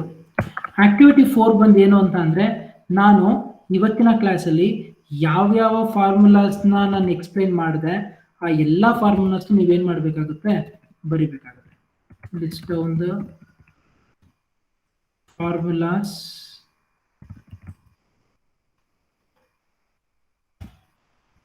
ಯಾವ್ಯಾವ್ದ್ರ ಮೇಲೆ ಸರ್? ಫಸ್ಟು ಕಾಂಟ್ರಿಬ್ಯೂಷನ್ ಫಾರ್ಮುಲಾ, ಅದಾದ್ಮೇಲೆ PV ರೇಷಿಯೋ ಫಾರ್ಮುಲಾ, ಅದಾದ್ಮೇಲೆ ಬ್ರೇಕ್ ಇವನ್ ಪಾಯಿಂಟ್ ಫಾರ್ಮುಲಾ, ಅದಾದ್ಮೇಲೆ ಮಾರ್ಜಿನ್ ಆಫ್ ಸೇಫ್ಟಿ ಫಾರ್ಮುಲಾ. ಈ ಎಲ್ಲಾದ್ರದ್ದು ಸಹ ಏನ್ ಮಾಡ್ಬೇಕು ನೀವು? ಫಾರ್ಮುಲಾಸ್ನ ಬರಿಬೇಕು. ರಿಮೆಂಬರ್ ಒನ್ ಥಿಂಗ್, ಫಾರ್ಮುಲಾಸ್ನ ಬರಿಬೇಕಾದಾಗ ಈ ಎಲ್ಲಕ್ಕೂ 2-3 ಡಿಫ್ರೆಂಟ್ ಫಾರ್ಮುಲಾಸ್ಗಳು ಬರ್ತವೆ. ಆ ಎಲ್ಲ ಡಿಫ್ರೆಂಟ್ ಫಾರ್ಮುಲಾಸ್ಗಳು ನೀವೇನ್ ಮಾಡ್ಬೇಕಾಗತ್ತೆ? ಬರಿಬೇಕಾಗುತ್ತೆ. Is it clear? Yes sir. ಇಷ್ಟು ನಿಮ್ಮ ಬೇಸಿಕ್ ಕ್ಯಾಲ್ಕುಲೇಷನ್ಸ್ಗಳಿಗೆ ಅಥವಾ ಬೇಸಿಕ್ ವರ್ಕಿಂಗ್ಸ್ಗೆ ಮಾಡೋದಕ್ಕೆ, especially under marginal cost, so ನಿಮಗೆ ಬೇಕಾಗ್ತವೆ. ಸೊ ಇಷ್ಟು ಫಾರ್ಮುಲಾಸ್ ತಲೆಯಲ್ಲಿ ಇಟ್ಕೊಂಡ್ರೆ ಐ ಥಿಂಕ್ ನಿಮಗೆ ಎಕ್ಸಾಮಲ್ಲಿ 2 marks ಕೇಳ್ಬೋದು ಅಥವಾ 5 marksಗೂ ಕೇಳ್ಬೋದು. ಸೊ ಐ ಥಿಂಕ್ ನಿಮಗೆ ಆನ್ಸರ್ ಮಾಡೋದಕ್ಕೆ ಸೊ ಈಸಿ ಆಗುತ್ತೆ. Okay Okay. Okay okay sir.